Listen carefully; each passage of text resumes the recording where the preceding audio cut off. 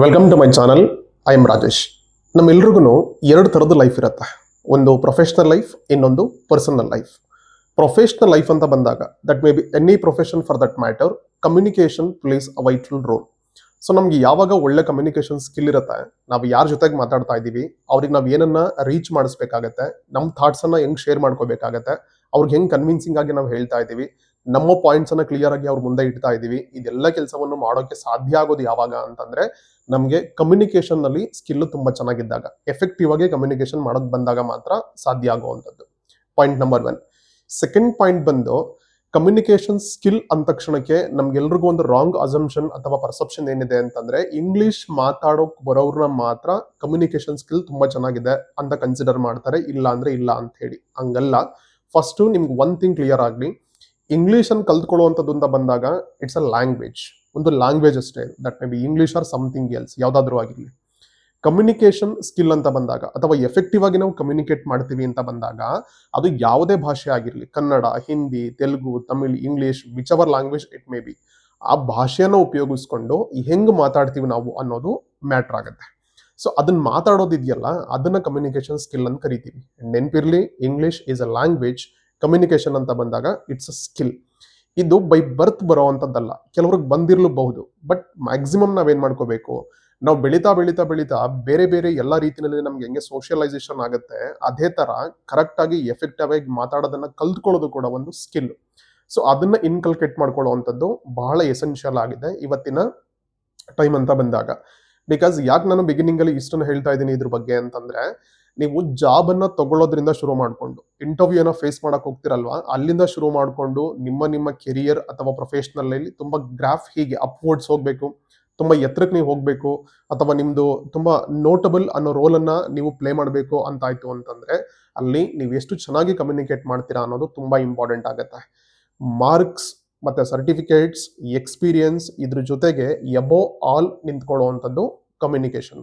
So ಈ skilful ಆಗಿರುವಂತ soft ಸ್ಕಿಲ್ಲಿನ ಒಂದು ಪಾರ್ಟ್ ಆಗಿರುವಂತ ಕಮ್ಯುನಿಕೇಶನ್ ಅನ್ನ ಎಫೆಕ್ಟಿವ್ ಆಗಿ ಕಲ್ತ್ಕೋಬೇಕು ಅಂತಂದ್ರೆ ಏನೆಲ್ಲ ಮಾಡ್ಬೇಕಾಗತ್ತೆ, ಅಥವಾ ಎಫೆಕ್ಟಿವ್ ಕಮ್ಯುನಿಕೇಶನ್ ಅಂತಂದ್ರೆ ಅದ್ರ ಒಳಗಡೆ ಏನೆಲ್ಲ ಇರಬೇಕಾಗತ್ತೆ, ನಾವು ಯಾವ್ದೆಲ್ಲ ಪಾಯಿಂಟ್ಸ್ ಗಳನ್ನ ತಲೆಲಿಟ್ಕೊಂಡು ನಮ್ಮ ಥಾಟ್ಸ್ ಗಳನ್ನ ಎಕ್ಸ್ಪ್ರೆಸ್ ಮಾಡ್ತಾ ಇದೀವಿ ಅಥವಾ ಮಾತಾಡ್ತಾ ಇದೀವಿ ಅಂತ ಬಂದಾಗ ಅದು ಎಫೆಕ್ಟಿವ್ ಆಗಿ ಕಮ್ಯುನಿಕೇಟ್ ಮಾಡೋದಕ್ಕೆ ಸಾಧ್ಯ ಆಗುತ್ತೆ. ಇದೆಲ್ಲವನ್ನು ಕೂಡ ನಾನು ಈ ವಿಡಿಯೋದಲ್ಲಿ ಡಿಸ್ಕಸ್ ಮಾಡ್ತಾ ಇದ್ದೀನಿ. ವಿಡಿಯೋವನ್ನ ಕೊನೆ ತನಕ ನೋಡಿ. ನಿಮ್ಗೆ ಇಷ್ಟ ಆಯ್ತು ಅಂತಂದ್ರೆ ಚಾನಲ್ಗೆ ಸಬ್ಸ್ಕ್ರೈಬ್ ಮಾಡಿ, ವಿಡಿಯೋನ ಲೈಕ್ ಮಾಡಿ, ಮತ್ತೆ ಯಾರಿಗೆ ಈ ತರದ್ದು ನೆಸೆಸಿಟಿ ಇದೆ ನಿಮ್ಮ ಫ್ರೆಂಡ್ ಸರ್ಕಲ್ ಅಲ್ಲಿ ಅಂತ ಅನ್ಸುತ್ತೋ ಮ್ಯಾಕ್ಸಿಮಮ್ ನಂಬರ್ಗಳಿಗೆ ಇದನ್ನ ಶೇರ್ ಮಾಡಿ. ಸೊ ಬನ್ನಿ ಸ್ಟಾರ್ಟ್ ಮಾಡೋಣ.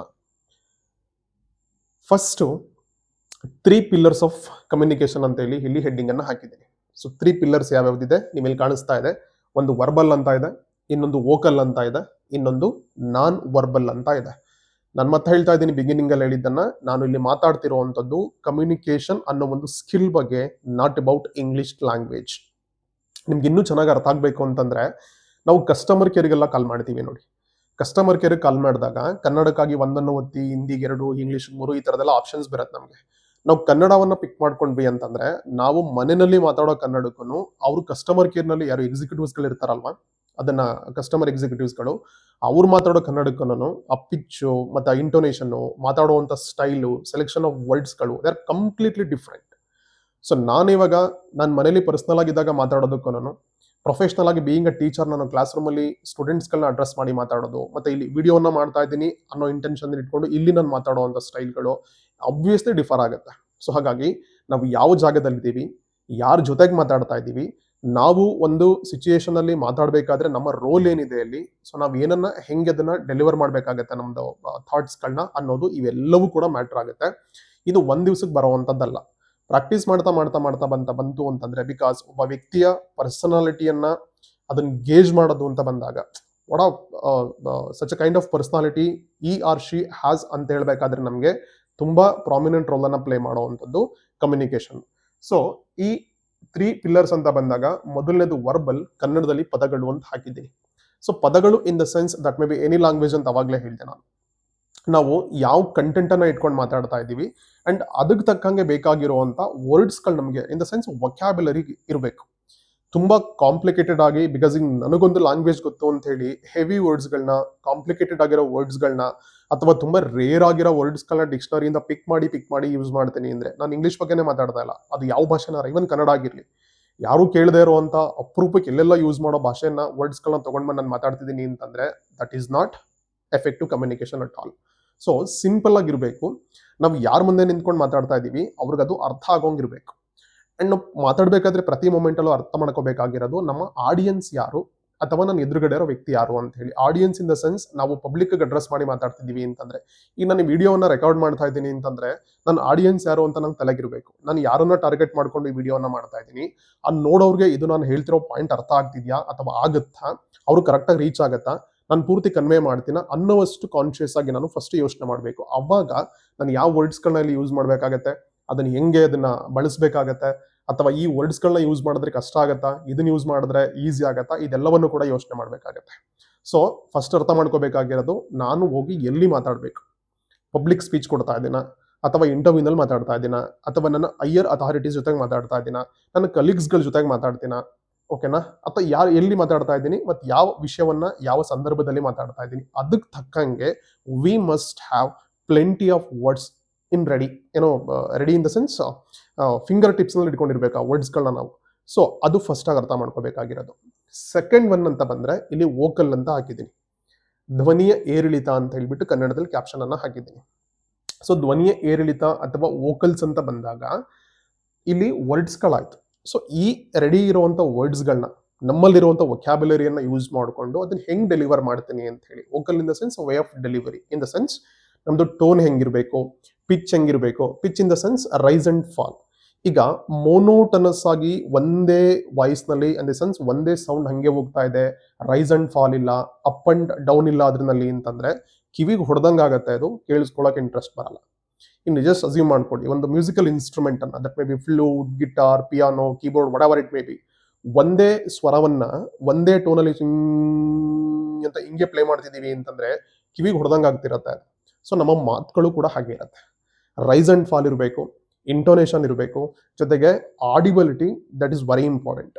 ಬಿಕಾಸ್ ನಾನು ಯಾರ ಜೊತೆಗೆ ಮಾತಾಡ್ತಾ ಇದ್ದೀನಿ, ನಾನು ಎಷ್ಟು ಜೋರಾಗಿ ಮಾತಾಡಬೇಕು. ಈಗ ಮೈಕೆಲ್ಲ ಇದೆ ಅಂತಂದ್ರೆ, ಅಥವಾ ಏನೋ ಪಬ್ಲಿಕ್ ಆಡಿಯೋ ಸಿಸ್ಟಮ್ ಇದೆ ಅಂತಂದ್ರೆ ಪ್ರಾಬ್ಲಮ್ ಇರೋದಿಲ್ಲ ಅಲ್ಲಿ.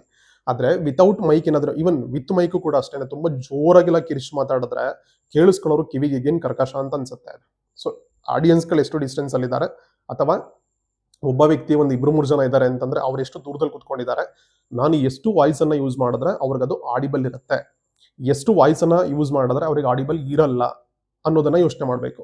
ತುಂಬಾ ನಿಧಾನಕ್ಕೂ ಮಾತಾಡಬಾರ್ದು, ಇನ್ ದ ಸೆನ್ಸ್ ಕಡಿಮೆ ವಾಯ್ಸ್ ನಲ್ಲೂ ಕೂಡ ಮಾತಾಡಬಾರ್ದು, ತುಂಬಾ ಕಿರಿಚಿ ಜೋರಾಗಿ ಇರಿಟೇಷನ್ ಆಗಿ ಹಿಂಸೆ ಆಗೋ ಲೆವೆಲ್ಗೂ ಮಾತಾಡಬಾರ್ದು. ಸೊ ಸೌಂಡ್ ಅನ್ನ ನೆನಪಲ್ಲಿ ಇಟ್ಕೋಬೇಕು. ಜೊತೆಗೆ ಸ್ಪೀಡ್ ಕೂಡ ಮ್ಯಾಟರ್ ಆಗುತ್ತೆ. ತುಂಬಾ ಸ್ಲೋಗೂ ಇರಬಾರ್ದು, ತುಂಬಾ ಸ್ಪೀಡ್ ಆಗೋ ಮಾತಾಡಬಾರ್ದು, ಅವರೇಜ್ ಆಗಿ ಕನೆಕ್ಟ್ ಆಗೋಂಗಿರ್ಬೇಕು, ಕೇಳಿಸ್ಕೊಳ್ಳೋರಿಗೆ ಅರ್ಥ ಆಗೋಂಗಿರ್ಬೇಕು. ಜೊತೆಗೆ ರೈಸ್ ಅಂಡ್ ಫಾಲ್ ಇರಬೇಕು. ಆಮೇಲೆ ಹೇಳುವಾಗ ಅದನ್ನ ನೋಡ್ಕೊಂಡು ಸಮಯ ಸಂದರ್ಭಕ್ಕೆ ತಕ್ಕಂಗೆ, ಈಗ ಸೀರಿಯಸ್ ಆಗಿ ಮಾತಾಡೋ ಸಿಚುಯೇಷನ್ಸ್ ನಲ್ಲಿ ತುಂಬಾ ಕಾಮಿಡಿಯಾಗಿ ಮಾತಾಡ್ಬಿಡೋದು, ತುಂಬಾ ಸಿಲ್ಲಿ ಆಗಿರೋ ಸಿಚುಯೇಷನ್ಸ್ ನಲ್ಲಿ ಲೈಟ್ ಆಗಿ ತಗೊಳ್ಳೋ ವರ್ಡ್ಸ್ಗಳನ್ನ ನಾವು ಲೈಟ್ ಆಗಿ ಹೇಳ್ಬೇಕಾಗಿರೋದನ್ನ ಹೆವಿ ಸೀರಿಯಸ್ ಆಗಿ ಹೇಳೋದು, ಈ ತರದ್ದು ಎಲ್ಲ ಕೂಡ ಅಭಾಸ ಅನ್ಸುತ್ತೆ. ಅವಾಗ ಅಂಥದ್ದು ಎಫೆಕ್ಟಿವ್ ಕಮ್ಯುನಿಕೇಶನ್ ಅಂತ ಅನ್ನಿಸ್ಕೊಳ್ಳಲ್ಲ. ಹಾಗಾಗಿ ಇದು ಹೆಂಗೆ ಸೆಲೆಕ್ಷನ್ ಆಫ್ ವರ್ಡ್ಸ್ ಎಷ್ಟು ಇಂಪಾರ್ಟೆಂಟ್ ಆಗುತ್ತೋ ಇದು ಕೂಡ ಅಷ್ಟೇ ಇಂಪಾರ್ಟೆಂಟ್ ಆಗುತ್ತೆ. ಈಗ ಸೆಲೆಕ್ಷನ್ ಆಫ್ ವರ್ಡ್ಸ್ ಹೆಂಗೆ ಅಂತಂದ್ರೆ, ಈಗ ಡಾಕ್ಟರ್ ಮಾತಾಡ್ತಿದ್ದಾರೆ ಅಂತಂದ್ರೆ ಅವ್ರದ್ದು ವೊಕ್ಯಾಬ್ಯುಲರಿನೇ ಬೇರೆ ತರ ಇರುತ್ತೆ. ಈ ಟರ್ಮ್ಸ್ ಎಲ್ಲ ಬರ್ತಾವಲ್ಲ, ಜಾರ್ಗನ್ಸ್ ಎಲ್ಲ ಬರ್ತಾವಲ್ಲ, ಆ ತರದ್ದು. ಒಬ್ರು ಲಾಯರ್ ಮಾತಾಡ್ತಿದ್ದಾರೆ ಅಂತಂದ್ರೆ ಅವ್ರು ಯೂಸ್ ಮಾಡುವಂತ ವೊಕ್ಯಾಬ್ಯುಲರಿಗಳು ಮತ್ತೆ ಗ್ರೂಪ್ ಆಫ್ ವರ್ಡ್ಸ್ಗಳೇ ಬೇರೆ ತರ ಇರುತ್ತೆ. ಇನ್ಯಾವುದೋ ಬೇರೆ ಪ್ರೊಫೆಷನಲಿಸ್ಟ್ ಮಾತಾಡ್ತಿದ್ದಾರೆ ಅಂತಂದ್ರೆ ಬೇರೆ ತರ ಇರುತ್ತೆ. ಸೊ ಹಾಗಾಗಿ ನಾವು ಎಲ್ಲಿದ್ದೀವಿ, ಏನ್ ಮಾತಾಡ್ತಾ ಇದೀವಿ, ಯಾರ ಜೊತೆಗೆ ಮಾತಾಡ್ತಾ ಇದೀವಿ, ಯಾರಿಗದು ರೀಚ್ ಆಗಬೇಕು ಅನ್ನೋದನ್ನ ನಾವು ನೆನಪಲ್ಲಿ ಇಟ್ಕೊಂಡು ಆ ತರದ ವರ್ಡ್ಸ್ಗಳು ರೆಡಿ ಇರ್ಬೇಕು ನಮ್ಮ ಹತ್ರ. ಅಂಡ್ ಥರ್ಡ್ ಒನ್ ಬಂದ್ರೆ ದಟ್ ಇಸ್ ನಾನ್ ವರ್ಬಲ್, ಆಂಗಿಕ ಭಾಷೆ ಅಂತ ಹಾಕಿದ್ದೀನಿ, ಅಥವಾ ಬಾಡಿ ಲ್ಯಾಂಗ್ವೇಜ್. ಸಿಂಪಲ್ ಆಗಿ ಹೇಳ್ಬೇಕು ಅಂತಂದ್ರೆ ವರ್ಡ್ಸ್ ಅಷ್ಟೇ important, sometimes more than words, more than vocal, ಅದನ್ನ ಇಂಪಾರ್ಟೆಂಟ್ ಆಗಿರುವಂಥದ್ದು ನಾನ್ ವರ್ಬಲ್. ಅಂದ್ರೆ ನಮ್ಮ ಬಾಡಿಯನ್ನ ಯೂಸ್ ಮಾಡ್ಕೊಂಡು ನಾವು ಕಮ್ಯುನಿಕೇಟ್ ಮಾಡೋದು. ಈಗ ನಾನು ಮಾತಾಡ್ದ ಹ್ಯಾಂಡ್ ಹಿಂಗೆ ಸ್ವಿಂಗ್ ಆಗ್ತಿರ್ತದೆ, ಅಂದ್ರೆ ಹಿಂಗೆ ಅಂತಲ್ಲ, ಅದು ಹೇಳುವಾಗ ನ್ಯಾಚುರಲ್ ಆಗಿ ಬಂದ್ಬಿಡುತ್ತೆ ಅದು. ಸೊ ಅದನ್ನ ಯೂಸ್ ಮಾಡುವಂಥದ್ದು. ನಾವು ಕುತ್ಕೊಂಡು ಯಾರ ಮುಂದೆ ನಾವು ಮಾತಾಡ್ತಿದ್ದೀವಿ ಅಂತ ಬಂದಾಗ ನಮ್ಮ ಪೋಸ್ಚರ್ ಹೆಂಗಿರುತ್ತೆ ಅನ್ನೋದು, ನಾವು ಹೆಂಗ್ ಕುತ್ಕೊಂಡಿದ್ದೀವಿ, ಮತ್ತೆ ಐ ಕಾಂಟ್ಯಾಕ್ಟ್ ಇದೆಯಲ್ಲ, ಅದು ಒಂದು ಎಫೆಕ್ಟಿವ್ ಕಮ್ಯುನಿಕೇಶನ್ ಅಂತ ಬಂದಾಗ ದಟ್ಸ್ ಅ ಪವರ್ಫುಲ್ ಟೂಲ್ ಅಥವಾ ಪವರ್ಫುಲ್ ವೆಪನ್ ಅಂತಾನೆ ಅನ್ಕೊಳ್ಳಿ. ಅದು ಲಿಟ್ರಲಿ ವೆಪನ್. ಬಿಕಾಸ್ ನಾವು ಕಾನ್ಫಿಡೆಂಟ್ ಇದೀವಾ ಇಲ್ವಾ, ನಾವೇನಾದ್ರೂ ಒಂದು ವಿಷಯವನ್ನ ಮಾತಾಡಬೇಕಾದ್ರೆ ಅದ್ರ ಮೇಲೆ ನಮಗೆ ಗ್ರಿಪ್ ಇದೆಯಾ ಇಲ್ವಾ, ಇದೆಲ್ಲವೂ ಕೂಡ ನೋಡುವಂಥದ್ದು ಅಥವಾ ಗೋಚರ ಆಗುವಂಥದ್ದು ನಮ್ಮ ಐ ಕಾಂಟ್ಯಾಕ್ಟ್ ಇಂದ. ಇನ್ ದ ಸೆನ್ಸ್ ನಾವು ಯಾವ ವ್ಯಕ್ತಿಯನ್ನ ಜೊತೆಗೆ ಮಾತಾಡ್ತಾ ಇದೀವೋ, ಏನಂದ್ರೆ ರೆಕಾರ್ಡ್ ಮಾಡ್ತಾ ಇದ್ದೀನಿ ಸೊ ದಟ್ ನಾನು ಕ್ಯಾಮ್ರಾವನ್ನ ಲೆನ್ಸ್ ಅನ್ನು ಫೋಕಸ್ಡ್ ಆಗಿ ಇಟ್ಕೊಂಡು ಮಾತಾಡ್ತಾ ಇದ್ದೀನಿ. ನನ್ನ ಎದುರುಗಡೆ ಯಾರೋ ಇದ್ದಾರೆ ಅಂತಂದ್ರೆ ಅವ್ರ ಕಣ್ಣುಗಳನ್ನ ನನ್ನ ಕಣ್ಣಲ್ಲಿ ಕಣ್ಣಿಟ್ಟು ಮಾತಾಡಬೇಕು. ಅವಾಗ ಏನಾಗುತ್ತೆ ಅಂತಂದ್ರೆ ಅದು ನಮಗೆ ರಿಲಯಬಿಲಿಟಿ ಬರುತ್ತೆ, ಅಂದ್ರೆ ವಿಶ್ವಾಸ ಹುಟ್ಟುತ್ತೆ ಯಾರು ಮಾತಾಡ್ತಿದ್ದಾರೋ ಹಂಗೆ. ಅದ್ರ ಜೊತೆಗೆ ನಾವು ಕಾನ್ಫಿಡೆಂಟ್ ಆಗಿದ್ದೀವಿ ಅಂತ ತೋರಿಸ್ದಂಗಾಗತ್ತೆ. Because face is the index of mind ಅಂತ ಕರೀತಾರೆ. ಸಮ್ ಟೈಮ್ಸ್ ಎಲ್ಲ ಟೈಮು ನಿಜ ಆಗದೆ ಇರ್ಬೋದು, ಬಟ್ ಮ್ಯಾಕ್ಸಿಮಮ್ ಆಗುತ್ತೆ ಅದು. ಈ ಸಾಮಾನ್ಯ ಫಿಲಮಲ್ಲೆಲ್ಲ ಡೈಲಾಗ್ಸ್ ಬರುತ್ತೆ, ಯಾರೋ ಹೀರೋಯಿನ್ ಮಧ್ಯೆ ಏನಾದರೂ ಕಾನ್ವರ್ಸೇಷನ್ ನಡೀತಾ ಇದ್ರೆ ಹೀರೋಯಿನ್ ಸಪ್ಕಿದ್ರೆ ಹೀರೋ ಕೇಳ್ತಾನೆ, are you okay, are you all right, dull ಆಗಿದ್ಯಾ ಅಂತ ಹೇಳಿ. ಹೀರೋಯಿನ್ ಹೇಳ್ತಾನೆ no no no I am fine, I am all right, I am okay ಅಂತ ಹೇಳಿ. ಹೀರೋ ಹೇಳ್ತಾನೆ ಇಲ್ಲ ನೀನು ಹೇಳ್ತಾ ಇದೆಯಾ ಐ ಆಮ್ ಓಕೆ ಅಂತ ಹೇಳಿ, ಬಟ್ ನಿನ್ನ ಕಣ್ಣುಗಳು ಹೇಳ್ತಾ ಇದಾವೆ that you are not okay ಅಂತ ಹೇಳಿ. ಕಣ್ಣುಗಳಲ್ಲೇನು ಬರ್ಕೊಳ್ಳಲ್ಲ ಐ ಆಮ್ ನಾಟ್ ಓಕೆ ಅಂತ ಹೇಳಿ. ಅಂದ್ರೆ ಅದನ್ನ ಫೇಸ್ ರೀಡಿಂಗ್ ಅಂತ ಬಂದಾಗ, ಅಥವಾ ಅದನ್ನ ಐ ಕಾಂಟ್ಯಾಕ್ಟ್ ಅನ್ನ ಕ್ಯಾರಿ ಮಾಡೋದು, ಮೇಂಟೈನ್ ಮಾಡೋದು ಅಂತ ಬಂದಾಗ, ಅದು ನಮ್ಮ ಕಾನ್ಫಿಡೆನ್ಸ್ ಅನ್ನ ತೋರಿಸುತ್ತೆ. ಜೊತೆಗೆ ನಮ್ದು face is the index of mind ಅಂತ ಹೇಳದ್ನಲ್ವಾ. ಸೊ ಒಂದು ಆಟಿಟ್ಯೂಡು, ಮೈಂಡ್ ಸೆಟ್ಟು ಅದೆಲ್ಲವೂ ಕೂಡ ಎಕ್ಸಿಬಿಟ್ ಆಗುವಂಥ ಪಾಸಿಬಿಲಿಟೀಸ್ಗಳು ಐ ಕಾಂಟ್ಯಾಕ್ಟ್ ಅಲ್ಲಿ ಇರುತ್ತೆ. ಸೊ ಹಾಗಾಗಿ ಮ್ಯಾಕ್ಸಿಮಮ್ ಮಾತಾಡಬೇಕಾದ್ರೆ ಅದನ್ನ straight eye to eye contact ಅನ್ನ ಇಟ್ಕೊಂಡು ಮಾತಾಡೋದನ್ನ ಅಭ್ಯಾಸ ಮಾಡ್ಕೋಬೇಕಾಗತ್ತೆ.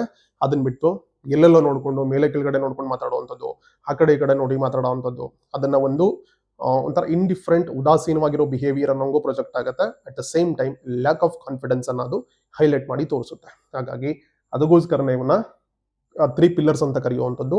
ಒಂದು ವರ್ಬಲ್, ಇನ್ನೊಂದು ವೋಕಲ್, ಇನ್ನೊಂದು ನಾನ್ ವರ್ಬಲ್. ಇದು ಗಮನ ಇಟ್ಟು ನೀವು ಫಾಲೋ ಮಾಡ್ಕೋಬೇಕಾಗತ್ತೆ. ಇದ್ರ ಜೊತೆಗೆ ಇನ್ನೊಂದು 7 C's ಆಫ್ ಎಫೆಕ್ಟಿವ್ ಕಮ್ಯುನಿಕೇಶನ್ ಅಂತ ಇಲ್ಲಿ ಒಂದು 7 ಪಾಯಿಂಟ್ಸ್ ಅನ್ನ ಮೆನ್ಷನ್ ಮಾಡಿದ್ದೀನಿ. ಸಿ ಅಂತ ಯಾಕೆ ಅಂದ್ರೆ all the 7 points begin with letter C. So that is why heading ಬಂದು 7 C's ಅಂತ. ಆಕ್ಚುಲಿ ನೀವು ಯಾವುದೇ ಎಫೆಕ್ಟಿವ್ ಕಮ್ಯುನಿಕೇಶನ್ಗೆ ಯಾವುದೇ ಬುಕ್ ಅನ್ನ ರೆಫರ್ ಮಾಡಿದ್ರೆ, ವೆಬ್ಸೈಟ್ ಅನ್ನ ರೆಫರ್ ಮಾಡಿದ್ರೆ, ಅಥವಾ ನೀವು ಯಾವ್ದಾದ್ರು ಬೇರೆ ಸ್ಪೀಚ್ಗಳನ್ನ ಕೇಳಿದ್ರೆ ನಾರ್ಮಲ್ ಇದನ್ನ ಕವರ್ ಮಾಡೇ ಇರ್ತಾರೆ, 7 C's ಆಫ್ ಕಮ್ಯುನಿಕೇಶನ್ ಅಂತ ಹೇಳಿ. ಸೊ ಒಂದು ಕಮ್ಯುನಿಕೇಶನ್ ಎಫೆಕ್ಟಿವ್ ಆಗಿರಬೇಕು ಅಂತಂದ್ರೆ ನಾನು ಬಿಗಿನಿಂಗ್ ಅಲ್ಲಿ ಹೇಳಿದ್ದ ಪಾಯಿಂಟ್ಸ್ಗಳ ಜೊತೆಗೆ ಇದನ್ನು ಕೂಡ ನೋಡ್ಕೋಬೇಕಾಗತ್ತೆ, ಇದನ್ನು ಕೂಡ ಫಾಲೋ ಮಾಡ್ಕೋಬೇಕಾಗತ್ತೆ. ಸೊ ಏನಂಗಂದ್ರೆ, ಸೊ ಜಸ್ಟ್ ಕ್ವಿಕ್ ಆಗಿ ಹೇಳ್ತಾ ಹೋಗ್ಬಿಡ್ತೇನೆ ಒನ್ ಬೈ ಒನ್ ಅನ್ನ. ಒಂದು ಕ್ಲಾರಿಟಿ, ಅಂದ್ರೆ ಸ್ಪಷ್ಟವಾಗಿರ್ಬೇಕು. ಸೊ ನಾನು ಏನು ಹೇಳೋಕ್ ಮುಂಚೆ ಹೇಳೋ ವಿಷಯ ನನಗೆ ಸ್ಪಷ್ಟವಾಗಿರ್ಬೇಕು.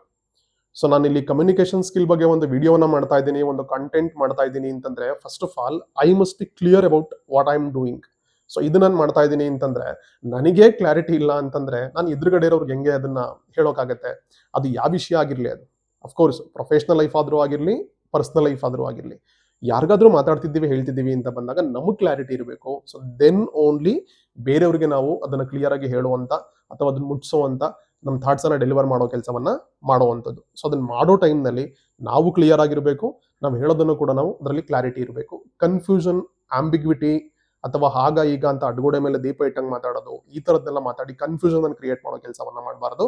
ಸೊ ದಟ್ ನಮ್ಮ ಕಮ್ಯುನಿಕೇಶನ್, ನಾವು ಆಡೋವಂಥ ಮಾತುಗಳಿದಾವಲ್ಲ, they must be very clear. So ಸ್ಪಷ್ಟವಾಗಿರಬೇಕು. ಸೆಕೆಂಡ್ ಒನ್ ಬಂದು ಸಂಕ್ಷಿಪ್ತ ಅಥವಾ ಕನ್ಸೈಸ್. ಹೇಳೋದನ್ನ ತುಂಬಾ ಸುತ್ತಿ ಬಳಸಿ ಮಾತಾಡಬಾರ್ದು. ಅವಾಗ ಏನಾಗುತ್ತೆ, ಅದು ಕೋರ್ ಎಸೆನ್ಸ್ ಇರುತ್ತಲ್ವಾ, ಅದು ಮಿಸ್ ಆಗ್ಬಿಡತ್ತೆ. ಈಗ ಪಾಯಿಂಟ್ ಇಷ್ಟೇನೆ, ನಾನು ಇವಾಗ ಕಾಲೇಜಿಗೆ ಲೇಟಾಗಿ ಹೋಗಿರ್ತೀನಿ.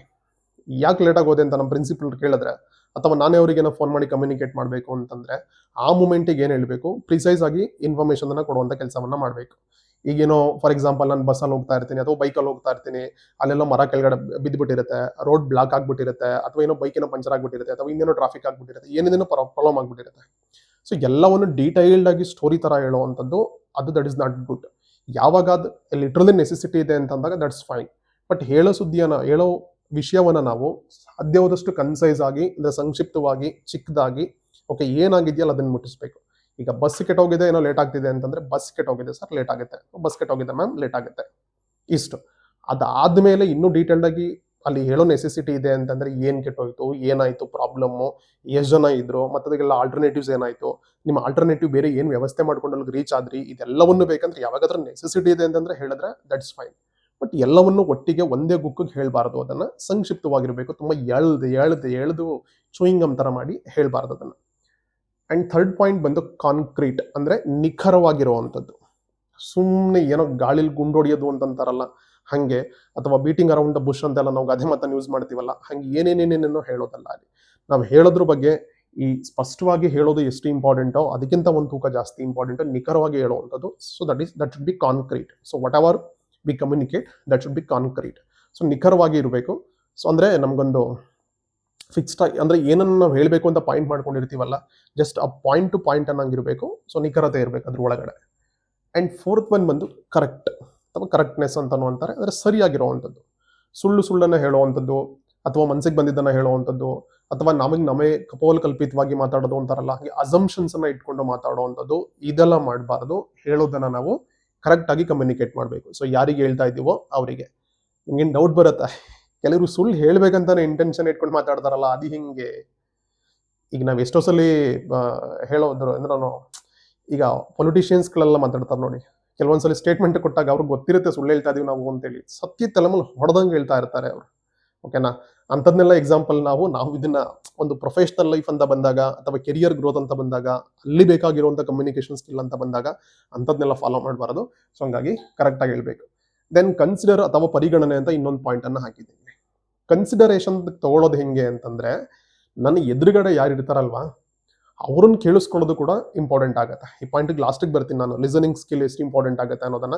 ಸೊ ಹಾಗಾಗಿ ಲಾಸ್ಟ್ ವರೆಗೂ ವಾಚ್ ಮಾಡಿ, that is very important. So that ನಾವು ಯಾರು ಹೇಳ್ತಾ ಇರ್ತಾರೆ ಅವ್ರದ್ದು ಕನ್ಸಿಡರೇಷನ್ ತಗೋಬೇಕಾಗತ್ತೆ, ಅವ್ರ ಥಾಟ್ಸ್ಗಳನ್ನ ನಾವು ರೆಸ್ಪೆಕ್ಟ್ ಮಾಡಬೇಕಾಗತ್ತೆ. ಒಪ್ಕೊಳ್ಳೋದು ಬಿಡೋದು ದಟ್ ಇಸ್ ಸೆಕೆಂಡ್ರಿ. ಹೇಳಿದ್ನೆಲ್ಲ ಒಪ್ಕೋಬೇಕು ಅಂತಾನೂ ಇಲ್ಲ. ಅಪೋಸ್ ಮಾಡಲೇಬೇಕು ಅಂತಂದ್ರೆ ಅದಕ್ಕೊಂದು ವೇ ಇರುತ್ತೆ, ಒಂದು ಮೆಥಡ್ ಇರುತ್ತೆ. ಅದನ್ನು ಪ್ರಾಪರ್ ಆಗಿ ಅಪೋಸ್ ಮಾಡಬೇಕು. ಈಗ ಡಿಬೇಟ್ ಎಲ್ಲ ನಡೀತಿರುತ್ತೆ ನೋಡಿ, ಟಿವಿ ಚಾನಲ್ಗಳಲ್ಲಿ ಡಿಬೇಟ್ ಎಲ್ಲ ನಡಿಬೇಕಾದ್ರೆ ಅವರು ಹೇಳ್ತಾ ಇರ್ತಾರೆ, ಇವರು ಹೇಳ್ತಾ ಇರ್ತಾರೆ, ಇಬ್ಬಿಬ್ರು ಒಟ್ಟೊಟ್ಟಿಗೆ ಮಾತಾಡ್ತಾ ಇರ್ತಾರೆ. ಯಾರು ಏನ್ ಹೇಳ್ತಾ ಇದ್ದಾರೋ, ಯಾರು ಸರಿನೋ ಯಾರು ತಪ್ಪೋ ಅವ್ರು ಹೇಳೋದು ಇವ್ರು ಕೇಳಿಸ್ಕೊಂಡಿರಲ್ಲ, ಇವ್ರು ಕೇಳೋದು ಅವ್ರು ಕೇಳಿಸ್ಕೊಂಡಿರಲ್ಲ, ಹಿಂಗೆಲ್ಲ ಆಗ್ತಿರುತ್ತೆ. ಸೊ ಹಂಗಾಗಿ ಒಂದು ಕನ್ಸಿಡರ್ ಮಾಡಬೇಕು. ಕನ್ಸಿಡರ್ ಮಾಡಿದ್ಮೇಲೆ ನೆಕ್ಸ್ಟ್ ಅದನ್ನ ಕ್ಯಾರಿ ಮಾಡುವಂತ ಕೆಲಸವನ್ನ ಮಾಡಬೇಕಾಗತ್ತೆ. ಅಂಡ್ ಕಂಪ್ಲೀಟ್, ಹೇಳೋದನ್ನ ಪರಿಪೂರ್ಣವಾಗಿ ಹೇಳಿ ಮುಗಿಸ್ಬೇಕು. ಅರ್ಧಂಬರ್ಧ ಹೇಳ್ಬಾರ್ದು. ಅದು ಎಗೈನ್ ನಾನು ಇಲ್ಲಿ ಹೇಳೋದು ಅಂತ ಇನ್ ದ ಸೆನ್ಸ್, ಅದು ಡಿಪೆಂಡ್ಸ್. ಅದು ನಾವು ಯಾರ ಜೊತೆಗೆ ಮಾತಾಡ್ತೀವಿ, ನಾನೇ ಇಲ್ಲಿ ಮಾತಾಡ್ತಿದ್ದೀನಿ ಅಂತಂದ್ರೆ ಎಗೈನ್ ಇದು ಕೂಡ ಕೈಂಡ್ ಆಫ್ ಕಮ್ಯುನಿಕೇಶನ್. ಸೊ ನಾನು ಏನನ್ನು ಹೇಳಬೇಕೋ, ಯಾವ ಟಾಪಿಕ್ಗಳನ್ನ ಕವರ್ ಮಾಡಬೇಕು, ಅಥವಾ ಕಮ್ಯುನಿಕೇಶನ್ ಸ್ಕಿಲ್ ಬಗ್ಗೆ ನಾನು ಏನು ಮಾತಾಡ್ಬೇಕಂತ ವಿಡಿಯೋನ ಸ್ಟಾರ್ಟ್ ಮಾಡಿದ್ದೀನಿ, ಅದನ್ನ ಕಂಪ್ಲೀಟ್ ಮಾಡ್ಬೇಕು. ನಾನು ಅರ್ಧಂಬರ್ಧ ಹೇಳ್ಬಿಟ್ಬಿಟ್ಟು 7 C's ಅಂತ ಇಷ್ಟನ್ನ ಹೆಡ್ಡಿಂಗ್ ಅನ್ನ ಹಾಕಿ 4 ಹೇಳಿದನ್ನ ಬಿಟ್ಬಿಟ್ಟೆ ಅಂತಂದ್ರೆ ಅದು ಇನ್ಕಂಪ್ಲೀಟ್ ಆಗುತ್ತೆ. ಜಸ್ಟ್ ಒಂದು ಎಕ್ಸಾಂಪಲ್ ಅನ್ನ ಕೊಡ್ತಾ ಇರೋದು. ಸೊ ದಟ್ ನಾವು ಯಾರ ಮುಂದೆ ನಿಂತ್ಕೊಂಡು ಮಾತಾಡ್ತಾ ಇದ್ದೀವಿ, ಅದರದ್ದು ನೀಡ್ ಆಫ್ ದ ಆರ್ ಅಂತೀವಲ್ಲ, ಅದು ಏನಿದೆ ಅದೆಲ್ಲವನ್ನು ಕೂಡ ಕಂಪ್ಲೀಟ್ ಮಾಡಬೇಕಾಗತ್ತೆ. ಅದು ನೆಕ್ಸ್ಟ್ ಪಾಯಿಂಟ್. ಅಂಡ್ 7th ಬಂದ್ರೆ ಕರ್ಟಸಿ ಅಥವಾ ಸೌಜನ್ಯ. ಕರ್ಟಸಿ ಅಂದ್ರೆ ಏನಂದ್ರೆ, ನಮಗೊಂದು ಏನಂತೀವಿ, ನಾವು ಯಾರಿಗಾದ್ರೂ ಬಗ್ಗೆ ಮಾತಾಡ್ತಿದೀವಿ ಅಥವಾ ಯಾವ್ದಾದ್ರು ವಿಷಯವನ್ನ ನಾವು ಅದನ್ನ ಯೂಸ್ ಮಾಡ್ಕೊಂಡು ಮಾತಾಡ್ತಿದೀವಿ ಅಂತಂದ್ರೆ ಏನಿಲ್ಲ, ಎದುರುಗಡೆ ಬೇರೆ ವ್ಯಕ್ತಿ ಬೇಕಾದ್ರೂ ಅಕ್ನಾಲೇಜ್ ಮಾಡ್ಬೇಕು.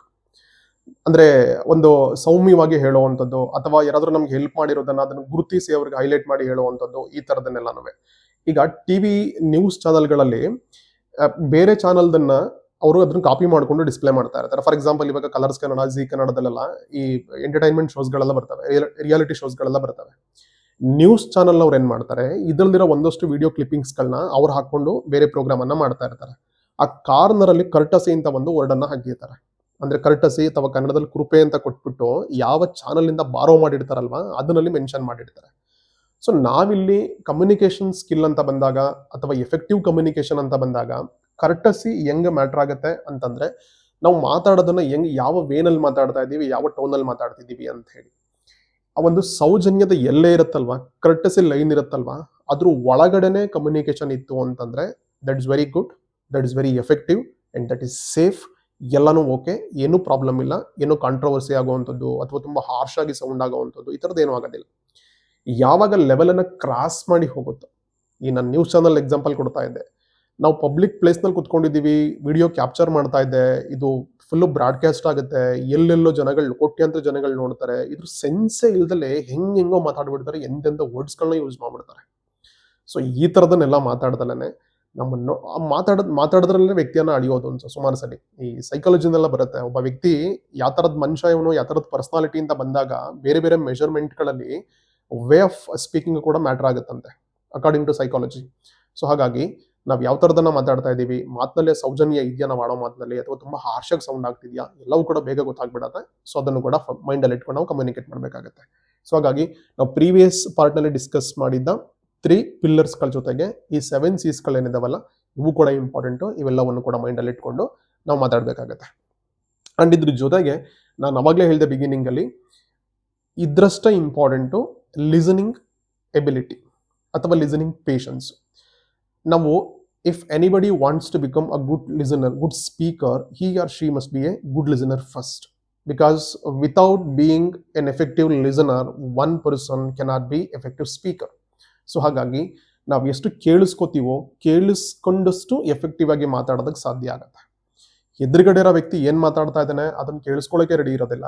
ಮಧ್ಯ ಮಧ್ಯೆ ಇಂಟ್ರಪ್ಟ್ ಮಾಡಿ ನಾವು ಭಯ ಆಗ್ತಾ ಇರ್ತೀವಿ ಅಥವಾ ನಮ್ದನ್ನೇ ನಾವು ಹೈಲೈಟ್ ಮಾಡಿ ಮಾತಾಡೋದಕ್ಕೆ ಟ್ರೈ ಮಾಡ್ತೀವಿ ಅಂತಂದ್ರೆ ಅದು ಎಫೆಕ್ಟಿವ್ ಕಮ್ಯುನಿಕೇಶನ್ ಅಂತ ಅನಿಸ್ಕೊಳ್ಳಲ್ಲ.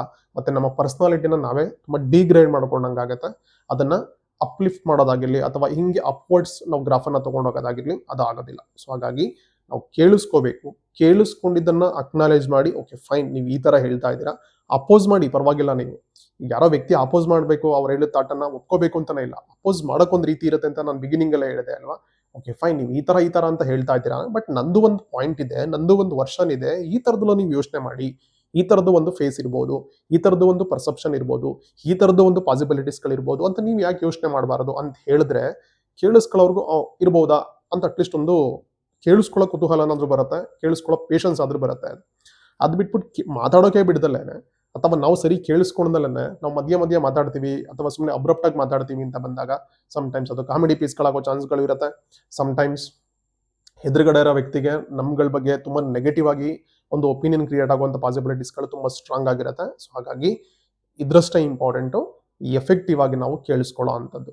ಸೊ ಇದನ್ನೆಲ್ಲ ಫಾಲೋ ಮಾಡಿದ್ವಿ ಅಂತಂದ್ರೆ ಈ ಎಫೆಕ್ಟಿವ್ ಆಗಿ ಕಮ್ಯುನಿಕೇಟ್ ಮಾಡೋವಂಥದ್ರಲ್ಲಿ ಅಥವಾ ಕಮ್ಯುನಿಕೇಶನ್ ಸ್ಕಿಲ್ ಅನ್ನ ನಾವು ಇನ್ಕಲ್ಕೇಟ್ ಮಾಡಿಕೊಂಡು ಅದನ್ನ ಕರೆಕ್ಟಾಗಿ ಎಕ್ಸಿಕ್ಯೂಟ್ ಮಾಡೋದ್ರಲ್ಲಿ ಯಾವುದೇ ಡೌಟ್ ಇಲ್ಲ. ಸೊ ಹಾಗಾಗಿ ನಾನು ಬಿಗಿನಿಂಗ್ ಅಲ್ಲಿ ಹೇಳ್ದಂಗೆ ಪ್ರೊಫೆಷನಲ್ ಗ್ರೋತ್ ಅಥವಾ ಕೆರಿಯರ್ ಗ್ರೋತ್ ಅಂತ ಬಂದಾಗ ಇವೆಲ್ಲವೂ ಕೂಡ ತುಂಬಾ ಇಂಪಾರ್ಟೆಂಟ್ ಆಗುತ್ತೆ ಅಂಡ್ ವೈಟಲ್ ರೋಲ್ ಅನ್ನ ಪ್ಲೇ ಮಾಡುತ್ತೆ ಅಂತ ಬಿಗಿನಿಂಗ್ ಅಲ್ಲೇ ಹೇಳಿದೆ. ಫಾಲೋ ಮಾಡ್ಕೊಳ್ಳಿ. ವಿಡಿಯೋ ಇಷ್ಟ ಆಯಿತು ಅಂತಂದ್ರೆ ಶೇರ್ ಮಾಡೋದನ್ನ, ಲೈಕ್ ಮಾಡೋದನ್ನ ಮರಿಬೇಡಿ. Happy learning and thank you.